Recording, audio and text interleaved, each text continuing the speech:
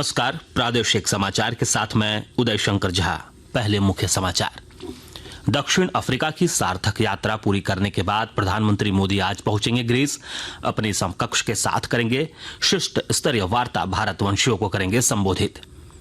मुख्यमंत्री हेमंत सोरेन ने प्रवर्तन निदेशालय के खिलाफ सुप्रीम कोर्ट में दायर की याचिका ईडी के समन को बताया राजनीति से प्रेरित।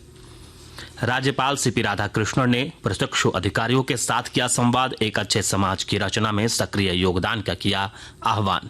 और जमशेदपुर में देश की पहली हाइड्रोजन ईंधन से जुड़े उद्योग की होगी स्थापना। झारखंड सरकार और TGESPL के बीच आज होगा करार।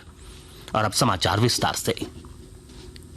प्रधानमंत्री नरेंद्र मोदी दक्षिण अफ्रीका की यात्रा के बाद ग्रीस के लिए रवाना हो गए हैं। श्री मोदी ग्रीस के प्रधानमंत्री के साथ शिष्टमंडल स्तर की वार्ता करेंगे और भारतवंशियों को संबोधित भी करेंगे। इससे पहले प्रधानमंत्री नरेंद्र मोदी ने कहा है कि उनकी दक्षिण अफ्रीका यात्रा बहुत सार्थक रही। उन्होंने कहा कि ब्रिक्स शिखर सम्मेलन फलदायी और ऐतिहासिक रहा। इस समय समूह ने अपने मंच पर नए देशों का स्वागत किया। श्री मोदी ने कहा कि ब्रिक्स वैश्विक भलाई के लिए मिलकर काम करता रहेगा। मेरा मानना है कि ब्रिक्स और आज उपस्थित सभी मित्र देश मिलकर मल्टीपोलर वर्ल्ड को सशक्त करने में सहयोग कर सकते हैं। ग्लोबल इंस्टीट्यूशन को रिप्रेजेंटेटिव बनाने और रिलेवेंट बनाए रखने के लिए उनके रिफॉर्म्स को प्रगति दे सकते हैं। Cyber security, food and health security, energy security, resilient supply chain के निर्माण में हमारे समान हित है। सहयोग की अपार संभावनाएं हैं। मुख्यमंत्री हेमंत सोरेन ने उच्चतम न्यायालय में ईडी द्वारा समन किए जाने की प्रक्रिया को चुनौती दी है। साथ ही ईडी को पत्र लिखकर अदालत का फैसला आने तक अपनी कार्रवाई स्थगित रखने का अनुरोध किया है। अपनी याचिका में श्री सोरेन ने कहा कि ईडी द्वारा उन्हें समन कर बुलाया जाना गलत है। गौरतलब है कि रांची जमीन घोटाला मामले में ईडी ने पहली बार समन जारी कर श्री सोरेन को 14 अगस्त को पूछताछ के लिए बुलाया था, लेकिन वे ईडी दफ्तर नहीं पहुंचे थे। इसके बाद ईडी की ओर से दूसरा समन जारी किया गया था और उन्हें 24 अगस्त को ईडी दफ्तर को आने को कहा गया था, लेकिन मुख्यमंत्री कल भी नहीं गए और उन्होंने सीएम सचिवालय के एक कर्मचारी से एक पत्र ईडी दफ्तर भेजकर समन के खिलाफ शीर्ष अदालत में याचिका दायर करने की जानकारी दी। झारखंड जगुआर में कार्यरत सभी पुलिस पदाधिकारियों और कर्मियों को दिए जाने वाले विशेष सुविधा भत्ता को 7वीं PRC के आलोक में पुनरीक्षित करने के प्रस्ताव पर मुख्यमंत्री हेमंत सोरेन ने स्वीकृति दे दी। इस स्वीकृति के बाद STF में पुलिस महानिरीक्षक से आरक्षित के पद 3 वर्षों के चक्र चालान के आधार पर झारखंड सशस्त्र पुलिस बल, जिला कार्यकारी बल और समान पुलिस बलों से प्रतिनियुक्ति पदस्थापन के आधार पर और शेष पद नियुक्ति द्वारा भरे जाएंगे। राज्य में STF में कार्यरत सभी पदाधिकारियों कर्मियों को 7वीं PRC के मूल वेतन का 50% STF भत्ता मिलेगा। आकाशवाणी के ताजा तरीन समाचारों के लिए आप हमारी वेबसाइट newsonair.com पर लॉग ऑन कर सकते हैं। ताजा समाचार Twitter handle @AIR news alerts और Facebook page all India radio news पर भी उपलब्ध है। आप प्रादेशिक समाचार एकांश के Twitter handle @AIR news _Ranchi और फेसबुक, इंस्टाग्राम पेज तथा YouTube channel AIR news Ranchi पर भी हमारे बुलेटिन सुन सकते हैं। प्रादेशिक समाचार आप आकाशवाणी रांची से सुन रहे हैं।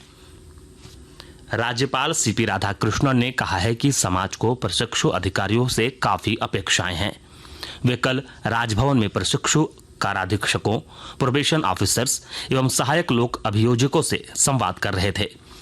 उन्होंने प्रशिक्षुओं से एक अच्छे समाज की रचना में सक्रिय योगदान देने का आह्वान किया। उन्होंने कहा कि जैसे जैसे समाज में विकास कार्य आगे बढ़ता है, वैसे वैसे लोगों की अपेक्षाएं भी बढ़ती हैं। सफलता की परिभाषा यह नहीं है कि आप अपनी भौतिक आवश्यकताओं को कितना पूरा करते हैं, बल्कि उसकी परिभाषा यह है कि आप समाज के प्रति अपना कितना योगदान देते हैं। राज्यपाल ने प्रशिक्षु अधिकारियों को संबोधित करते हुए कहा कि निस्वार्थ, समर्पित और निष्पक्ष होकर कार्य करने से जो खुशी मिलती है, वह खुशी अधिक से अधिक धनार्जन करके भी प्राप्त नहीं किया जा सकता। जमशेदपुर में देश की पहली हाइड्रोजन ईंधन से जुड़े उद्योग की स्थापना होगी। इस सिलसिले में आज रांची स्थित प्रोजेक्ट भवन में मुख्यमंत्री की उपस्थिति में 3 अरब 54 करोड़ 28 लाख रुपए का निवेश से संबंधित समझौते पर हस्ताक्षर होंगे। मुख्यमंत्री ने 1 माह पूर्व इस MOU की सहमति प्रदान की थी। रामगढ़ जिले में सीसीएल की बंद पड़ी खुली खदानों में मत्स्य पालन के द्वारा स्थानीय युवकों को स्वरोजगार से जोड़ा जाएगा। विस्तृत जानकारी दे रहे हैं हमारे संवाददाता। रामगढ़ जिले में सीसीएल की बंद पड़ी खुली खदानों में मत्स्य पालन के द्वारा स्थानीय युवाओं को स्वरोजगार से जोड़ा जाएगा। इसे लेकर उपायुक्त चंदन कुमार के द्वारा समाहरणालय सभा कक्ष में संबंधित अधिकारियों को दिशा निर्देश देते हुए आवश्यक पहल की गई है। इस परियोजना को शुरू करने के लिए सीसीएल की बंद पड़ी 4 खुली खदानों का चयन किया गया है। इस परियोजना के शुरू होने से लगभग 250 लोगों को रोजगार मिलेगा, जिससे उनकी आर्थिक स्थिति मजबूत होगी। युवाओं का पलायन भी रुकेगा। जिले के आरा कोलपीट नंबर 8 एवं 13 तथा सयाल कोलपीट एवं सौंदाडी कोलपीट में इसकी शुरुआत को लेकर आवश्यक तैयारियां लगभग पूरी हो चुकी हैं। कौशल किशोर तिवारी, आकाशवाणी समाचार, रामगढ़।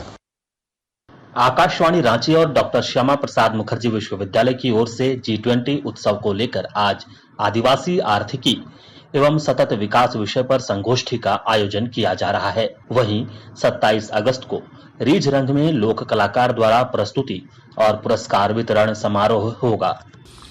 दिन के 11:30 बजे से शुरू होने वाले इस कार्यक्रम में आशु भाषण और देशभक्ति गीत प्रतियोगिता तथा सांस्कृतिक संध्या आयोजित होगी। वहीं 27 अगस्त को रीझ रंग में लोक कलाकार द्वारा प्रस्तुति और पुरस्कार वितरण समारोह होगा। 69वें राष्ट्रीय फिल्म पुरस्कारों की घोषणा कर दी गई है। नई दिल्ली में फीचर फिल्म ज्यूरी के अध्यक्ष केतन मेहता ने बताया कि आर माधवन निर्देशित रॉकेटरी द नाम्बी इफेक्ट को वर्ष 2021 की सर्वश्रेष्ठ फीचर फिल्म का पुरस्कार दिया जाएगा। आर माधवन ने इस फिल्म में मुख्य भूमिका भी निभाई है। अल्लू अर्जुन को पुष्पा द राइज के लिए सर्वश्रेष्ठ अभिनेता के पुरस्कार के लिए चुना गया है। श्री मेहता ने बताया कि आलिया भट्ट को गंगूबाई काठियावाड़ी और कृति सेनन को मिमी के लिए सर्वश्रेष्ठ अभिनेत्री का पुरस्कार दिया जाएगा। पल्लवी जोशी को फिल्म कश्मीर फाइल्स के लिए सर्वश्रेष्ठ सहायक अभिनेत्री और पंकज त्रिपाठी को मिमी के लिए सर्वश्रेष्ठ सहायक अभिनेता घोषित किया गया है। स्वस्थ मनोरंजन प्रदान करने वाली सर्वाधिक लोकप्रिय फिल्म का पुरस्कार RRR ने जीता है। विवेक अग्निहोत्री निर्देशित कश्मीर फाइल्स को राष्ट्रीय एकता पर बनी सर्वश्रेष्ठ फिल्म का नरगिस दत्त पुरस्कार दिया जाएगा। गैर फीचर फिल्मों की ज्यूरी के अध्यक्ष वसंत S साई ने सृष्टि लखेरा द्वारा निर्देशित एक था गांव को वर्ष की सर्वश्रेष्ठ गैर फीचर फिल्म चुने जाने की घोषणा की है। खूंटी जिले से पुलिस ने प्रतिबंधित नक्सली संगठन PLFI के एक सक्रिय सदस्य को गिरफ्तार किया है। गिरफ्तार नक्सली के पास से हथियार, कारतूस और लेवी के रुपए भी मिले हैं। डीएसपी अमित कुमार ने बताया कि गुप्त सूचना के आधार पर कार्रवाई करते हुए नक्सली को गिरफ्तार किया गया है। और अब अखबारों की सुर्खियां। राज्य से प्रकाशित लगभग सभी अखबारों ने मुख्यमंत्री हेमंत सोरेन द्वारा ईडी के समन को सुप्रीम कोर्ट में चुनौती देने की खबर को प्रमुखता से प्रकाशित किया है। हिंदुस्तान की सुर्खी है, ईडी के समन के खिलाफ सुप्रीम कोर्ट पहुंचे हेमंत। प्रभात खबर लिखता है, सीएम ने समन को सुप्रीम कोर्ट में दी चुनौती, दुर्भावनापूर्ण कार्रवाई बताया। दैनिक भास्कर के शब्द हैं, ईडी ऑफिस नहीं गए हेमंत, चिट्ठी लिखी, सुप्रीम कोर्ट में दाखिल की है पिटीशन, जांच स्थगित कर दें। दैनिक जागरण ने भारत की चंद्रमा पर चहलकदमी शीर्षक खबर को अपनी सुर्खी बनाई है। रांची एक्सप्रेस की सुर्खी है, मुख्यमंत्री की अध्यक्षता में झारखंड राज्य सजा पुनरीक्षण परिषद की 29वीं बैठक संपन्न। टाइम्स ऑफ इंडिया और हिंदुस्तान टाइम्स ने प्रधानमंत्री के दक्षिण अफ्रीकी यात्रा की खबर को प्रमुखता से प्रकाशित किया है। अंत में मुख्य समाचार एक बार फिर। दक्षिण अफ्रीका की सार्थक यात्रा पूरी करने के बाद प्रधानमंत्री मोदी आज पहुंचेंगे ग्रीस। अपने समकक्ष के साथ करेंगे शिष्ट स्तरीय वार्ता, भारतवंशियों को करेंगे संबोधित। मुख्यमंत्री हेमंत सोरेन ने प्रवर्तन निदेशालय के खिलाफ सुप्रीम कोर्ट में दायर की याचिका, ईडी के समन को बताया राजनीति से प्रेरित। राज्यपाल सीपी राधाकृष्णन ने प्रशिक्षु अधिकारियों के साथ किया संवाद, एक अच्छे समाज की रचना में सक्रिय योगदान का किया आह्वान। और जमशेदपुर में देश की पहली हाइड्रोजन ईंधन से जुड़े उद्योग की होगी स्थापना। झारखंड सरकार और TGESPL के बीच होगा करार। इसके साथ ही आकाशवाणी रांची से प्रादेशिक समाचार का यह बुलेटिन समाप्त हुआ। नमस्कार।